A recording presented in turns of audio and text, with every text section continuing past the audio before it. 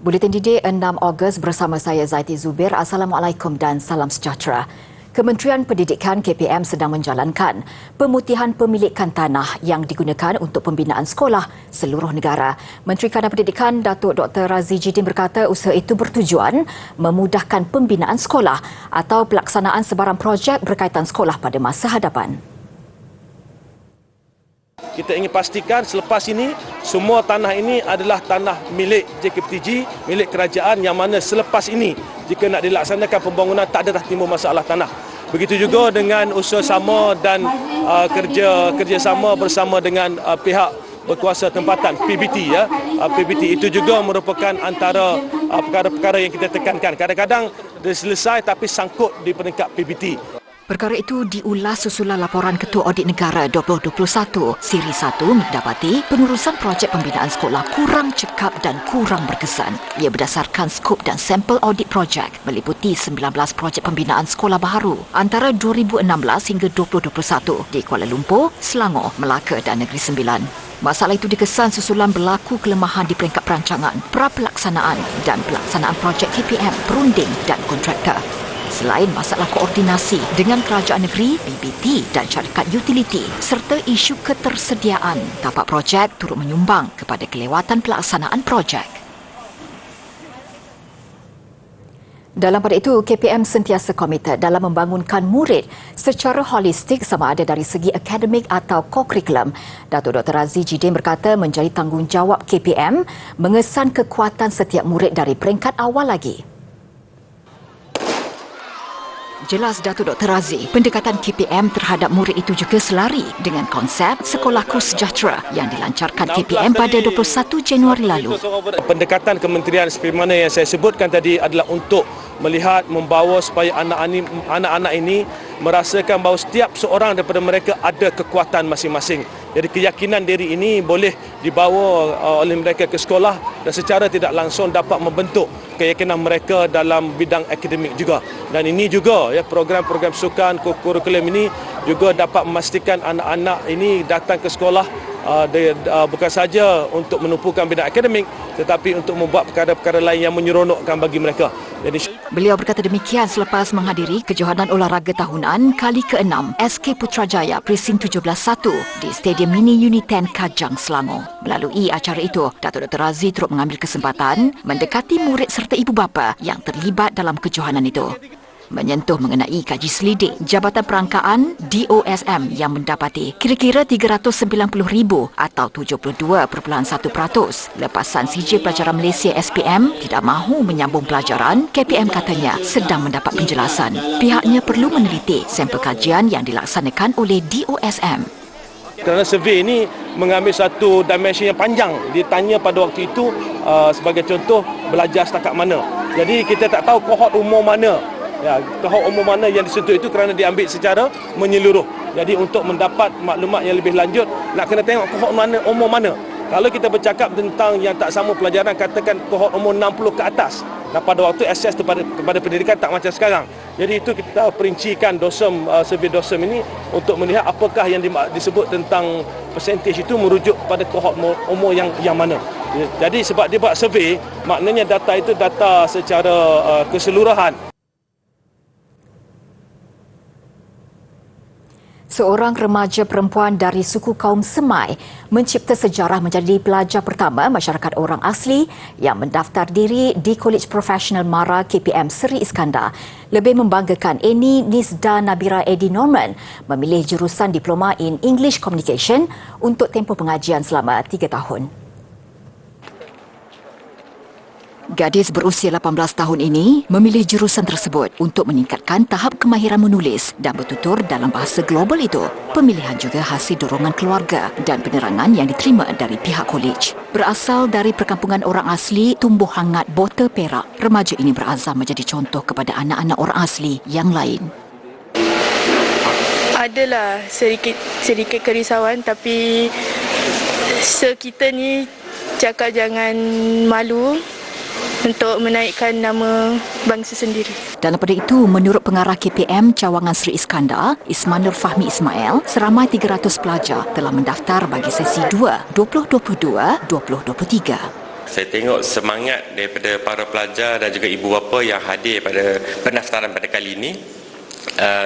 Bila kita buat pendaftaran secara bersemuka, para pelajar sangat anxious lah hadir untuk kepada kolej kita agar dapat menerima sesi pengajaran dan pembelajaran yang dan seterusnya dapat menjamin masa depan dan juga kecemerlangan anak-anak para pelajar kita. Daripada jumlah itu, 100 pelajar mengambil kursus Diploma in English Communication, 70 pelajar Diploma International Business, 70 pelajar Diploma Business Information Technology dan 60 pelajar dalam Diploma Marketing. Tambahnya, KPM sentiasa komited dalam memberikan pendidikan yang berkualiti kepada kaum Bumiputera selaras dengan agenda nasional. Seorang murid tahun 6 Sekolah Kebangsaan Perempuan Methodist mengharumkan nama Malaysia selepas meraih 2 pingat emas di British Invention Show BIS 2022.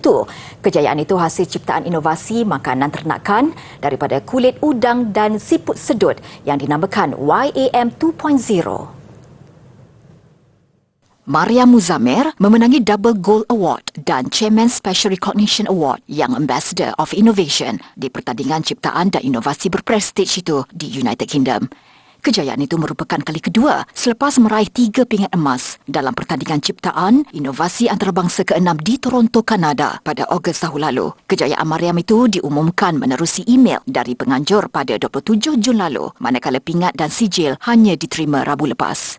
Bapa Mariam, Profesor Madya Dr. Muzammir Hassan berkata, Chairman Special Recognition Award yang diterima anak sulungnya itu disifatkan pencapaian terbaik. Beliau juga berterima kasih kepada Menteri Perdagangan, Dalam Negeri dan Hal Ehwal Pengguna, Datuk Seri Alexander Nantalinggi kerana Perbadanan Harta Intelek Malaysia, MyIPO, menaja kos pemfailan paten YAM 2.0 tahun lalu.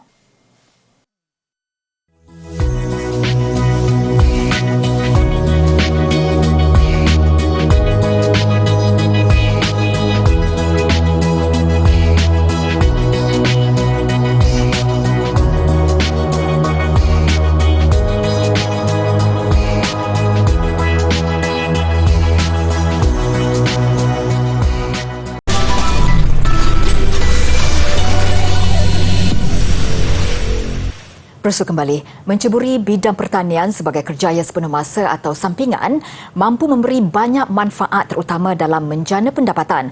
Melaluinya juga banyak cabang kerjaya boleh diceburi. Segmen kerjaya minggu ini menyingkap cabaran pengelola pertanian bandar. Laporannya bersama wartawan Zaid Shah Zulkarnain. Muhammad Adli Salihin Samsudin, 45 tahun, telah berkecimpung dalam bidang pertanian selama 25 tahun. Ketika ini, dia memegang amanah dan tanggungjawab sebagai Ketua Penolong Pengarah Bahagian Pertanian Bandar di Jabatan Pertanian. Mendapat pendidikan sehingga peringkat sarjana di Universiti Putra Malaysia UPM, minatnya meneroka potensi bidang ini membantunya kekal positif dalam usaha menarik minat masyarakat. Jelas Adli, bidang ini mempunyai potensi yang luas, bukan sahaja menjana pendapatan bulanan, tetapi juga mampu mengembangkan produk ke pasaran luar. Saya sebagai pegawai pertanian, memang saya banyak melakukan aktiviti-aktiviti pengembangan, extension kepada petani, golongan asas kita dan juga kepada kepada pelajar-pelajar di seluruh negara, dan saya banyak memberi nasihat teknikal, latihan kepada semua, kepada mereka-mereka yang minat berkecimpung dalam bidang pertanian. Setiap kerjaya pasti ada cabarannya. Begitu juga Adli yang tidak terlepas daripada cabaran dalam mengubah persepsi masyarakat dan usahawan untuk melihat pertanian sebagai potensi kerjaya. Dia amat menggalakkan golongan belia menceburi bidang tersebut kerana hari ini terdapat pelbagai bantuan dan inisiatif yang disalurkan oleh kerajaan dan pihak berkaitan. Kita belajar, kita didik diri kita supaya mencuburi dalam bidang pertanian, sebab mudah untuk kita tanam sendiri, dan juga mana tahu satu nanti adik-adik akan jadi usahawan petani yang berjaya, dan insya-Allah adik-adik boleh menjadi pembekal ataupun pengusaha barang-barang makanan di negara kita, supaya kita dapat mengurangkan beli makanan daripada luar. Kita dapat memastikan sumber bekalan makanan negara mencukupi dengan bantuan adik-adik semua. Adli juga merupakan pengarah projek bagi pameran pertanian, hortikultur dan agro pelancongan Malaysia MAHA 2022 yang sedang berlangsung di MAEPS Serdang. orang ramai dijemput hadir untuk melihat dan memahami peluang yang boleh diperoleh dalam bidang pertanian. Buah ni kalau dapat makan, sedap betul. Manusia untuk hidup kita perlu makan. Pertanian merupakan sumber makanan negara. Saya Zaid Shah, Bulletin Didik.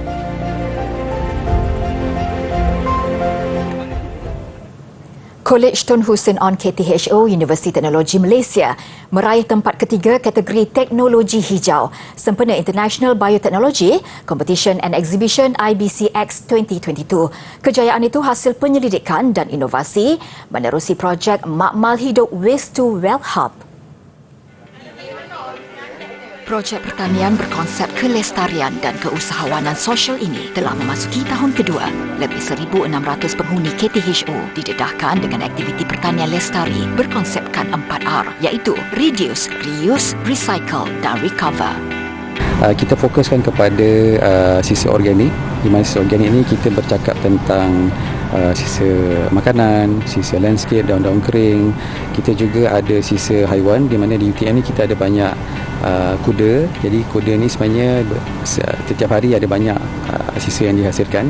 Jadi kita ambil itu semua sebagai bahan starting material lah untuk kita buat baju organik.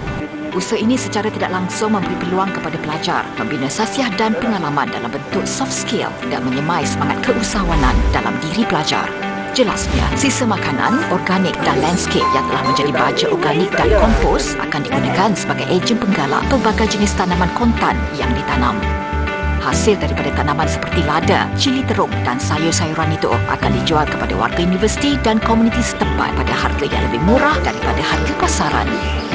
Dan kalau di universiti ini di kalangan peserta kita adalah para pelajar untuk memupuk kesedaran mengenai sisa pepejal inilah kita perlu mengasingkan sisa pepejal di mana sisa pepejal ni kita boleh gunakan untuk pelbagai kita boleh gunakan sisa pepejal ini untuk membuat sesuatu iaitu produk dalam projek kami ini kami membuat dia sebagai kompos lah, baju kompos daripada sisa organik iaitu sisa makanan lah. Biasanya hari Minggu kita akan datang untuk buat persemaian anak benih, kita akan buat juga penanaman anak pokok, kita akan membuat tapak tanaman, kita akan buat juga harvest tanaman untuk kita jual kepada lebih baik kepada staf ataupun kepada orang luar yang juga berminat untuk mendapatkan sayuran organik daripada kolej kita lah. Sebab projek ni kita akan nak selain mendedahkan pelajar kepada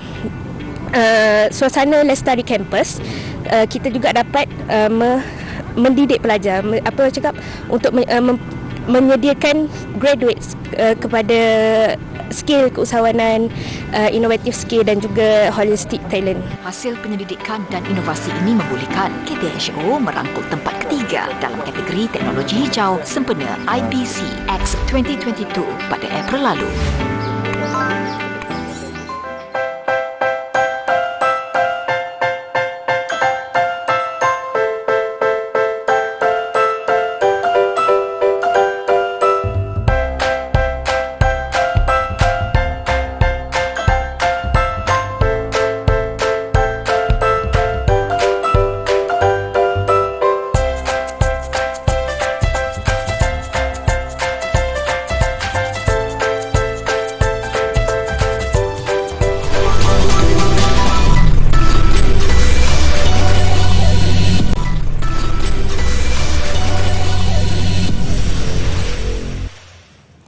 Forrest Gump antara filem yang memberi impak kepada ramai penontonnya. Sehingga kini, kata-kata dan babak dalam filem lakonan Tom Hanks itu dikenang dan menjadi falsafah hidup untuk ramai orang. Malah dicipta semula melalui pelbagai interpretasi seperti makanan, restoran dan tempat pelancongan. Minat yang mendalam terhadap filem itu jugalah yang mendorong bintang filem Amir Khan mengadaptasinya kepada filem Hindi yang disuntik elemen tempatan. Dialog popular seperti Run Forrest Run dan My Mama Always Said Life Was Like a Box of Chocolates menyentuh hidup penonton Forrest Gump. Amir mengakui pergi ke panggung wayang berkali-kali untuk menonton filem itu. Kini hampir 30 tahun kemudian, beliau menerbitkan Lal Singh Chadda, mengisahkan perjalanan hidup pemuda bernama Lal, juga lakonan Amir. Ia bakal ditayangkan di 350 pawagam di United Kingdom, rekod baharu untuk filem India. Amir juga mendedahkan mengambil masa bertahun-tahun lamanya untuk mendapatkan hak menghasilkan filem berkenaan. I'm really nervous because it's a film that we've made with so much love and care, and it's been such a challenging film to make, but the whole journey has been, difficult but exciting and fun, and with so many memories. And so now the excitement really is mounting to to see how people like it. Selain India dan UK, Lal Singh Chadda yang turut dibintangi Kareena Kapoor Khan dan Mona Singh juga dilancarkan di beberapa negara termasuk Amerika Syarikat, Jerman, Turki dan Norway mulai 11 Ogos ini. Peminat di Malaysia pula boleh menontonnya bermula 18 Ogos.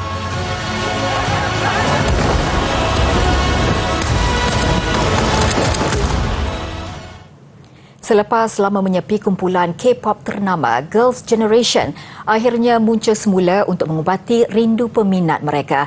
SNSD tampil dengan album ke-7 Forever One yang serentak dengan ulang tahun ke-15 kumpulan itu.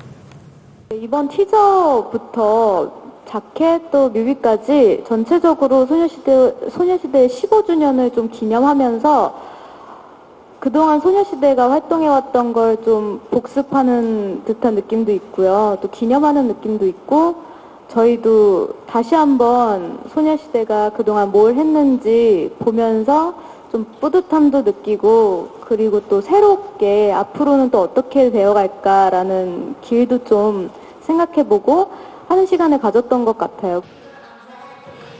Mereka berharap peminat dapat menikmati kedua-dua elemen tribute itu daripada Forever One.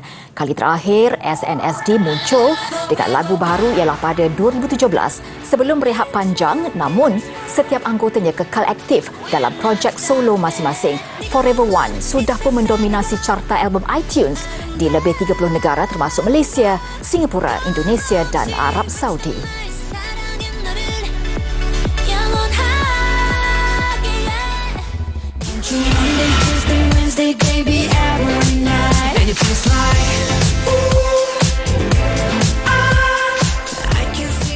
Sementara itu, kolaborasi terbaru beberapa anggota BTS dengan Benny Blanco dan Snoop Dogg mendominasi carta-carta iTunes di seluruh dunia. Bad Decisions yang menampilkan kesemua vokalis BTS, Jin, Jimin, V dan Jungkook menduduki tangga teratas di lebih 70 negara termasuk Amerika Syarikat. Video musiknya pula melepasi 10 juta tontonan dalam masa hanya 18 jam.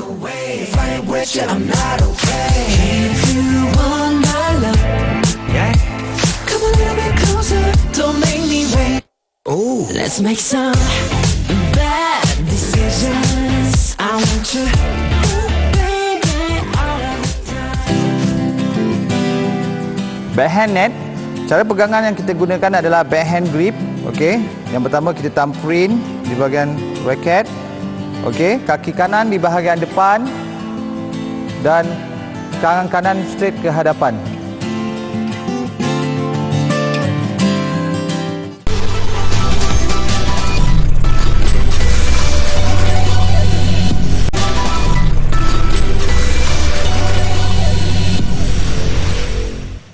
Sukan Commonwealth Birmingham, hari ke-9 Tamasya Malaysia nampaknya kian menghampiri sasaran 6 pingat emas apabila gimnas Eng Jong Ee meraih emas kelima menerusi acara gimnastik berirama disiplin bola.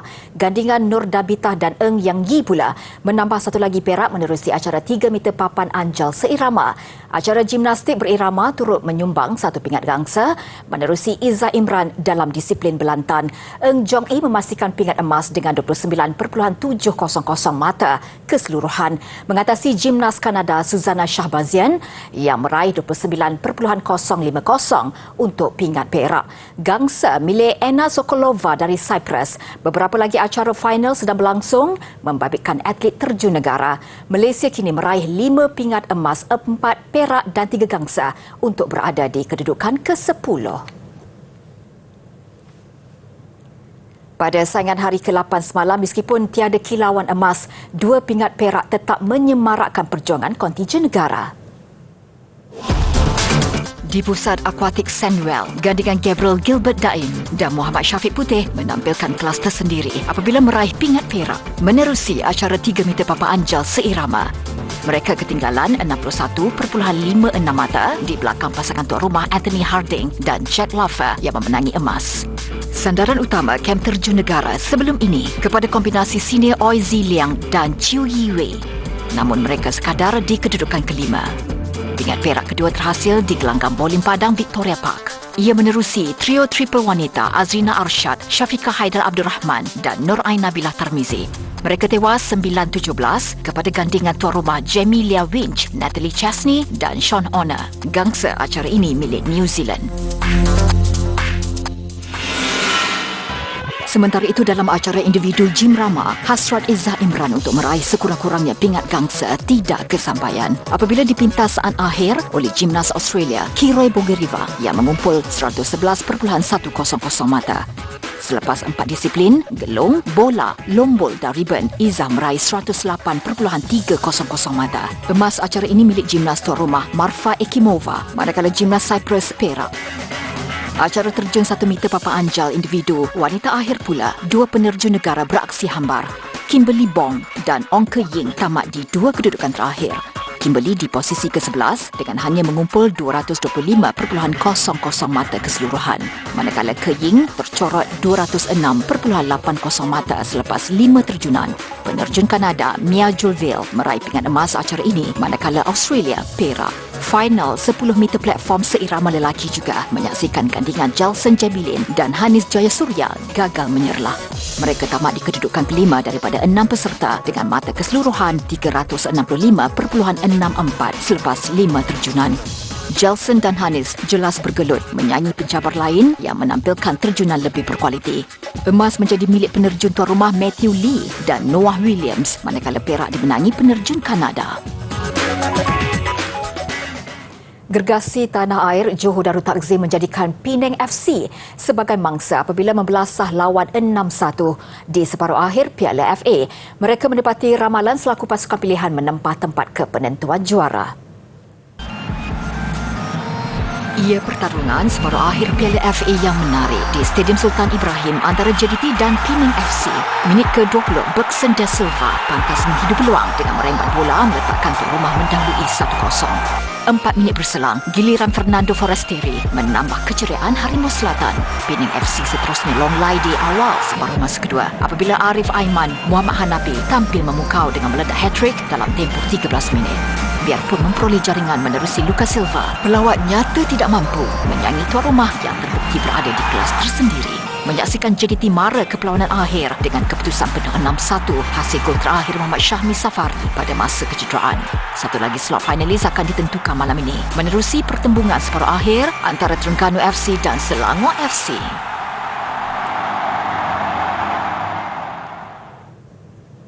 Paparan letusan gunung berapi di Iceland mengakhiri buletin didik. Fenomena alam yang menakjubkan ini turut menarik perhatian ramai meskipun diberi amaran untuk tidak mendekatinya. Saya Zaiti Zubair, salam hormat dan jumpa lagi.